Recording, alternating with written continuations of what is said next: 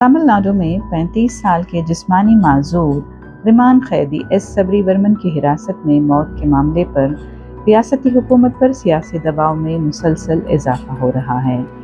Opposition جماعتوں نے ذمہ داروں کے خلاف سخت کارروائی کا مطالبہ کیا ہے۔ ایس صبری ورمن 13 جولائی کو مبینہ طور پر ممنوعہ گٹکا مصنوعات فروخت کرنے کے الزام میں گرفتار ہوئے تھے اور ناگرکوئل سب جیل میں رکھا گیا تھا۔ متوفی کے اہل خانہ کا الزام ہے کہ انہیں دوران حراست تشدد کا نشانہ بنایا گیا اور ان کے جسم پر کئی زخموں کے نشان تھے۔ دوسری جانب پولیس کا کہنا ہے کہ ایس صبری ورمن کی موت جیل میں اچانک طبی پیچیدگی کی وجہ سے ہوئی۔ پوسٹ مارٹم رپورٹ میں مبینہ طور پر ان کے جسم پر 19 زخموں کی نشاندہی کی گئی ہے۔ ضلع پولیس اور جوڈیشل مجسٹریٹ کی تحقیقات کے بعد 3 جیل اہلکاروں کو گرفتار کر کے معطل کر دیا گیا، جن میں ایک چیف جیل وارڈن بھی شامل ہے۔ تاہم ان اہلکاروں کے خلاف عائد کیے گئے الزامات کی تفصیلات ابھی تک عوام کے سامنے نہیں لائی گئی ہیں۔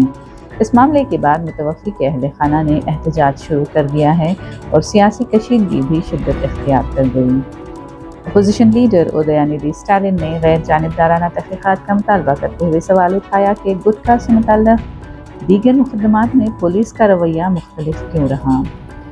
مرکزی وزیر ایل موروگن نے مطالبہ کیا کہ اس واقعے میں ملوث اہلکاروں کے خلاف قتل کا مقدمہ درج کیا جائے اور متاثرہ خاندان کو مناسب معاوضہ دیا جائے۔ اسی طرح ڈی ایم کے کی رکن پارلیمنٹ کنیموزی، سی پی آئی اور نام تملر کچی کے رہنما سیمان نے بھی ذمہ داروں کے خلاف سخت کارروائی اور شفاف تحقیقات کا مطالبہ کیا ہے۔